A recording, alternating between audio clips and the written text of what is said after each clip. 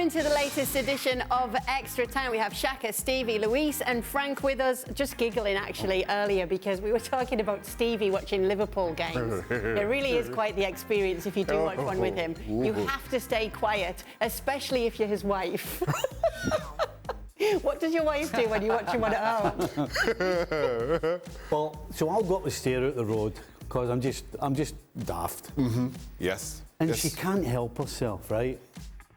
So if we're getting beat or things are not going well, she'll bring me a cup of tea and a biscuit, or she'll bring me breakfast, you know, if it's an early kick-off. Instead of just keeping away, so she'll come up and she'll open the door and it'll be like, they're getting beat 1-0 or 2-0 or something. And she can't help saying something. And I'm just sitting on it, I'm ready to explode. It's actually kind. Well, she'll go, I'm sure they'll come back in the second half. You know, something like that. I'm like that. And I can't say anything because she'd been nice enough to bring me a cup of tea and my breakfast, and I'll be like, oh, goodness me. Drives me insane. Poor Eleanor. All right. Oh, God. Guys, did you ever experience your head coach being fired early in a season? What was the mood like in the locker room? Were you worried about a new coach and his staff coming in and doing a major overhaul, resulting in a big change for yourself? Luis is nodding there. Yeah, a little bit. I found myself in that situation, and it depends if you are playing or not. In my occasion, I was playing, so I wasn't very happy because when you are playing with your coach, the one is at that time, you don't know what is going to happen with the next one, and it happens that I didn't play at that time. So, yeah, it could happen either way. But every single time there is a new coach, everybody kind of bring the A game once again, start giving 100%, start pushing themselves because they know they're going to have a chance. But yeah, definitely is nothing, no good news most of the times. Are you being all diplomatic, Luis, and not telling us when that was and who that was? No, I'm trying to be diplomatic here. All right, fair enough. Frank?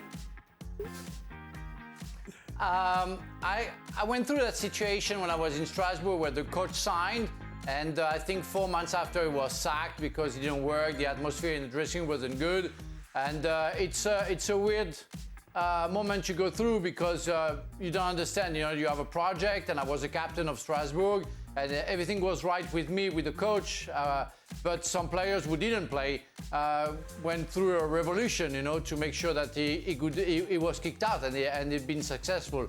Well, it didn't help to play better, but it happened. But I remember Ruud being sacked at Chelsea. It was a little bit longer after, but just to say, you know, you don't understand because the morning you see him, we are training, we had a training session, and at midday, or well, like it was 1 p.m., he called me and said, well, I've just been sacked. I said, how come?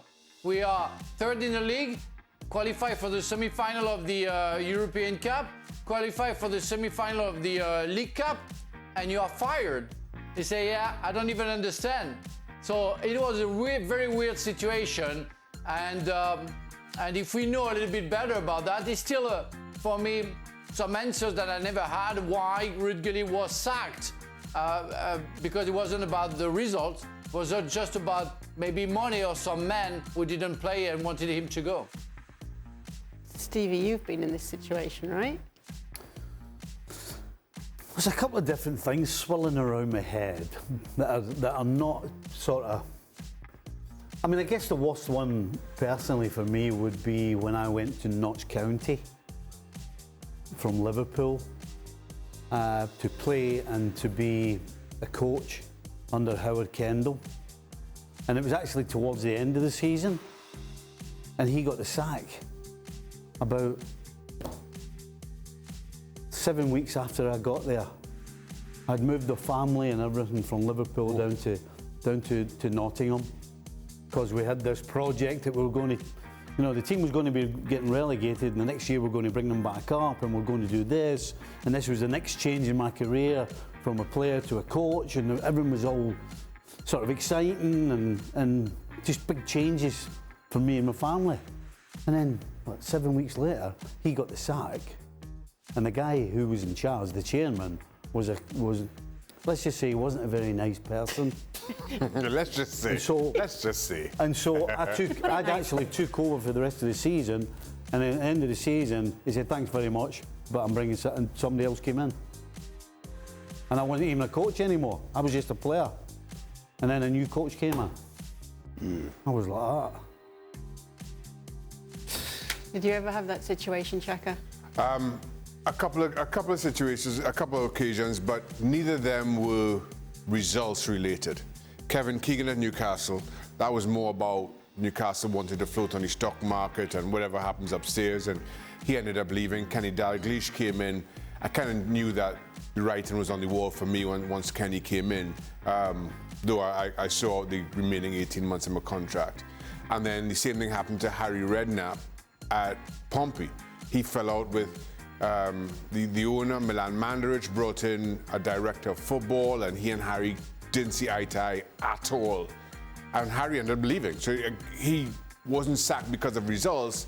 He just felt that the director of football, I can't remember his name now, was undermining him, and he just picked up and left. And again, it was probably another 18 months before, probably the end of that season. I left. Well, my contract was up. So I left and went back to West Ham. So, yeah, it happens. It does happen. Frank's been waving his hands about. What was that about, Frank? Yeah, I completely forgot. But when I left Chelsea, I went to Marseille. I think I beat the record of having the coach the lowest time in the world, you know. I signed for Marseille. We had the first training session. Tomislav Ivic was the coach. And I came to the dressing room. And he said, well, Frank, they're so pleased to have you, you know, and I hope we're going to do well. We finished the training session. He was sacked. I swear. And he came back to me and he said, Frank. He came back to me and said, Frank, it was a real pleasure. Bye-bye. I'm being sacked. I can't tell it. All right, next question.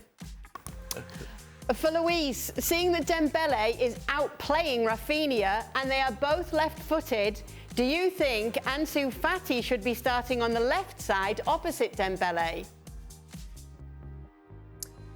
Well, I think that Dembele at the moment is playing in both sides. I've seen it in the first two games of the season, and after the water break, I don't know, maybe it was just that moment. They swapped position. Rafinha went to play to the left side, Dembele to the right side. And that happened a few times. The good about Dembele, he can play in either of those positions, and he can be also very dangerous. So it's true that when he plays on the right side, he kind of enjoys going inside. So Rafinha also the same way. But we've seen Rafinha also putting some good cross from the left. I think that the good about Barcelona at the moment is they got so many options. Ansu Fati, I think that they are looking after him. They are giving him time. They are starting giving more options, more minutes, because they don't want that happen what it happened last year. They rush him to start playing, and now that they got options with Rafinha and Dembele, I think it's very important that the first one, needs to understand that it's gonna take time to get back to his fitness, to 100% fitness. And of course, when you have players like Rafinha and Dembele, you're gonna use those moments to shine. And I think he's done it a couple of times in some of the games. But also Ansu Fati can play also as a replacement of Lewandowski as a centre forward. He played there also quite often. So I think that Rafinha and Dembele are gonna steal their the two players that Xavi is gonna use the most, and then the other ones are gonna be rotating depending on the games. Poor Xavi. That's one of those good headaches to have, right? All right, Stevie, start, bench or sell? Haaland, Lewandowski, Benzema. Good luck. Man. I don't want to be in Well, you it. can't sell Benzema. Okay. Yeah, who are you going to sell? Well, who do you sell? Well, you can't sell Benzema because you wouldn't get anything for him. Nobody's going to... If you sold Haaland tomorrow, you could probably get 300 million. Oh, this is a smarty pants answer. Yeah. It's not a smarty pants. Well, it's a smarty pants question, isn't it? Let's be honest. So, money aside. listen, if I'm picking a team tomorrow, I'm starting Haaland at centre forward. Right. Put it that way. Who's on the bench? Well, I'm going to go on the bench Lewandowski because Benzema's injured. So you can sell Benzema. You can sell it. Well, he's worth even less if he's injured as well, isn't he? I forgot about that. Yeah, Haaland, Lewandowski, Benzema, in that order. Luis, do you want to give us a proper answer? Actually, I'm going to be similar. I'm going to use Haaland the first choice, of course. I'm going to put Lewandowski on the bench, and I'm going to try to sell Benzema. Not because I think Benzema is still a key player. It could be very useful for another team. I can get some money to use it, but I think that Lewandowski can give me more goals. And at the moment, I got enough players as playmakers who can feed these two beasts that I got from Lewandowski and Haaland. Goals are the most important, and these two can assure me goals for the rest of the season. Anti-Madridistas, I'm definitely not going to Frank on that question. Shaka. You didn't get the answer you wanted, did Yeah, you can. You can. Do you want to do it with somebody else? I'm gonna give you the answer. Sorry, Benzema. Yeah, Benzema. Take Benzema. Go on, Frank. Listen, I'm going to give you the answer. I'm going to start Benzema, I'm going to bench Lewandowski, and I'm going to sell Haaland because I'm going to get lots of money. Like that, I'm going to buy good players around Benzema. They're all being because I can't get the money from Benzema and Lewandowski. All right. Anyway. Shaka, you said that Bowen left a trailing leg knowing what he was doing on Mendy, which you think is a foul. What about when goalkeepers come up for a punch and purposely take out the nearby player knowing that the referee will not call a foul? Is it the same thing? You know, well, referee's supposed to call a foul. It's a foul. If the referee doesn't call a foul, that's a referee mistake. So I to that, exactly like that, back in our day, because we keep talking about this, back in our day, and what Bowen did back in our day would never be a foul. Back in our day, keepers would go up for crosses and just drill their knee into the side of players because they knew that your knee coming up was a natural part of jumping and they could get away with it. Nobody would go near goalkeeper. You wouldn't. You absolutely would not. But you don't see that in today's game. Goalkeepers do not instigate that kind of contact anymore because it's not a part of the game. So, to the question, just as Bowen's was a foul, if a goalkeeper does that, it should be called a foul. We had one incident just a few weeks ago. Who was it? A goalkeeper came out and absolutely nearly knocked somebody's head off, and the referee didn't call it for some strange reason. No. We all said it was a foul. We all said it was a foul and it should have been a penalty, but for some reason it wasn't given. This is the same situation. I was laughing the other day at you guys talking about the goalkeeper's balls getting taken and nicked and kicked. Oh, yeah. I was driving home. I was driving home laughing because I could see it in my head. Goalies rushing to go and get the ball. Oh, yeah. Moaning. That was a funny show. All right, for the guys, did you ever have a teammate who was a practical joker? I know Shaka's answer on this. It's always one of my favourites. If so, what were their funniest pranks? And remember, we are a family show. So, Shaka. Oh, John Moncur. John Moncur. John Moncur, easily funniest man I've ever met in football.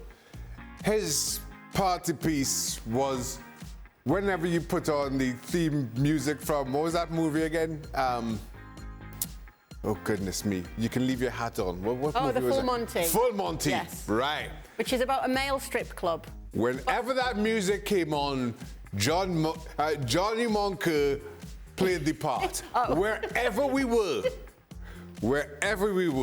Okay, I say it's a club. It was actually an act, and it was quite a fun show. It was about working class guys getting, Classic, yeah. All right. Can you try and explain it again? No.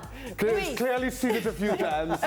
Luis, what the best practical joker that you played with? Quite a few ones, but I have a few with Joaquin. One of them is very funny. Pepe Reina is also very funny, and I can tell you that there's one time with the national team, in one international break, that I tried to make a joke with one of the guys, and they weren't happy. And I'm telling you about, it was Reyes, Joaquin, Fernando Torres. When I get back to my room, it was destroyed.